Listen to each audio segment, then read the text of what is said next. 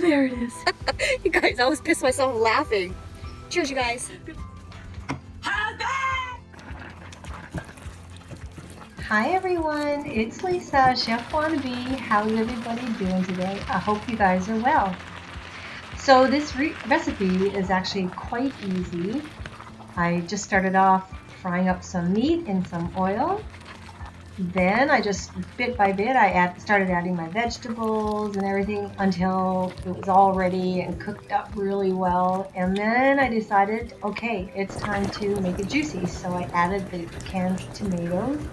I like the diced ones, but you guys, you can get any kind of tomatoes you want. You can get the regular ones, the fresh, or you know, whatever you want. Canned whole and then squish them with your fingers or something like that, you know. Tomato therapy is always good. And then I added some spaghetti sauce. Yes, I did cheat. I did not make my own spaghetti sauce this time around because I was doing lasagna. If I had only planned on making spaghetti, then I would have made my own spaghetti sauce. While this is all going on, if you want to start doing your lasagna noodles, go right ahead. Just follow the instructions. And when you are done, usually what I do is I like getting them al dente, so they're just still a tiny little bit firm. I don't like mushy lasagna or pasta in any form. So yeah, as soon as you drain them, I run mine over cold water for about 2 or 3 minutes and get that cold water in there to stop the cooking process. And sometimes, depending on what I am cooking, I'll add just a little bit of oil to my pasta so it doesn't stick together. If you'll notice, I am separating the pasta here, you guys. I'm having a bit of a time trying to separate the pasta. Okay, anyway, this was my first actual dish for the day.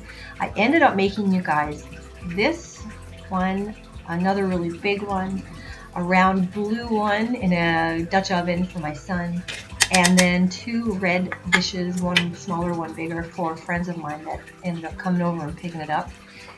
They did cook theirs at home. My son cooked his at home as well. I'm going to insert a picture of his after he cut it. He wanted to show me.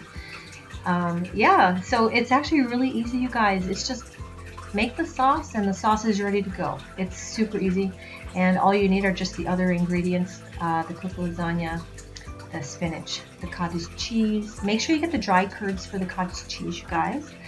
Otherwise, your lasagna is going to be super, super wet, and you don't want that. As well, let's see, the spinach, I did get uncooked spinach, but if you want, you can always put the frozen spinach that I do believe is blanched or something like that, but then you gotta wait for it to thaw out, and then you gotta squeeze the water out of it and stuff like that. You guys, I'd rather just get a fresh bag, and it cooks down, so what you see right here, it ends up not being as high anyway, because those 2 layers of spinach that are in there, it drops down probably, I'm gonna say 3/4 of an inch or an inch, yeah. And so anyway, a lot of the vegetables that I have in here, you guys, if you don't like so many onions or all of those mushrooms or anything like that, you make sure you make it the way that you like it, so you know that when you eat your lasagna, it's going to be tasty.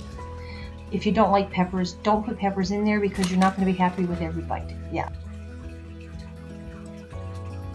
I always put some sauce on the very bottom of my dish so the lasagna at the bottom don't stick to the pan. And then I come up with my spinach, then I come up with my cheeses, and then my sauce. You don't have to add different cheeses every single time, but I always add at least 1 layer of cheese every single time between my layers of lasagna. When I get to the very top, this one here I'm making here, you guys, this one is for my son. So he ended up cooking that one today, and he sent me the picture, so I'll insert that at the end. This is a huge batch of spaghetti sauce, you guys. Feel free to freeze this sauce, you guys. You can use it for spaghetti or anything, stromboli. Seriously, you guys, you can use it for anything. You can water it down. You can add Alfredo sauce to this, you guys, and you can end up with a beautiful rosé sauce for your pasta. And then you can maybe even add some seafood to it, some shrimp, some clams, mussels, who knows. There are so many opportunities of what you can do with this stuff, you guys. Yeah, even on top of a baked potato. Oh my god. And what else? I love making my sauces.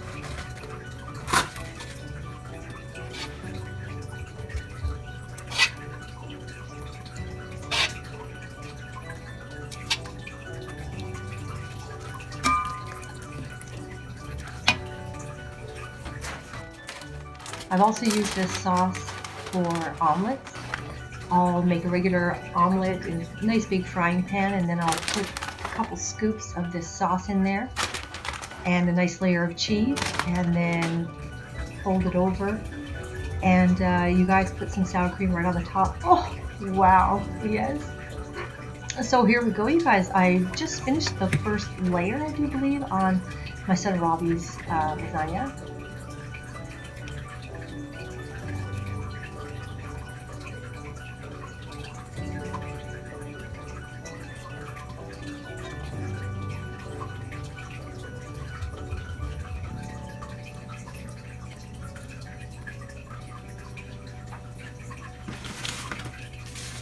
I actually had 2 full containers of that spinach, you guys. What was left of my pasta that you see here, I actually ended up adding the entire second box of spinach to the pasta. So my next, or I should say to the sauce.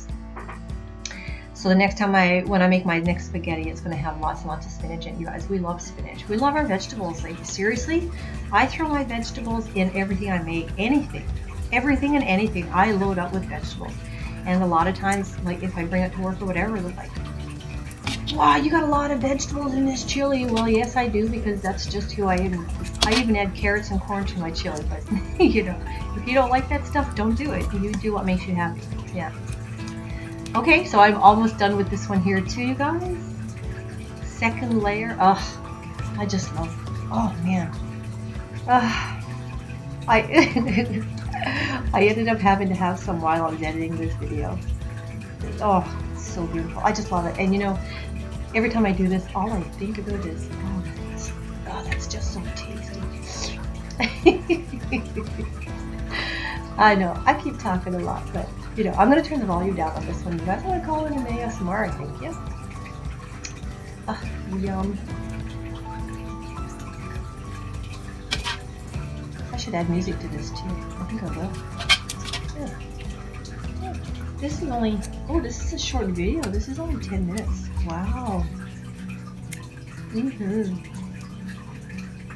Oh, doesn't that look good?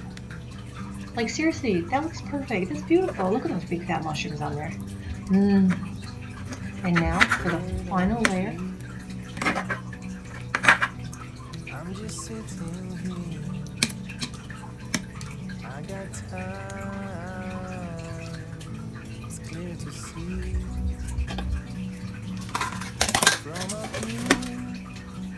So yeah, this is the way I always end my pasta, you guys, is with the sauce. A layer of lasagna noodles on top, and then my sauce, and then my cheese. We meant to be in the great outdoors, forever free.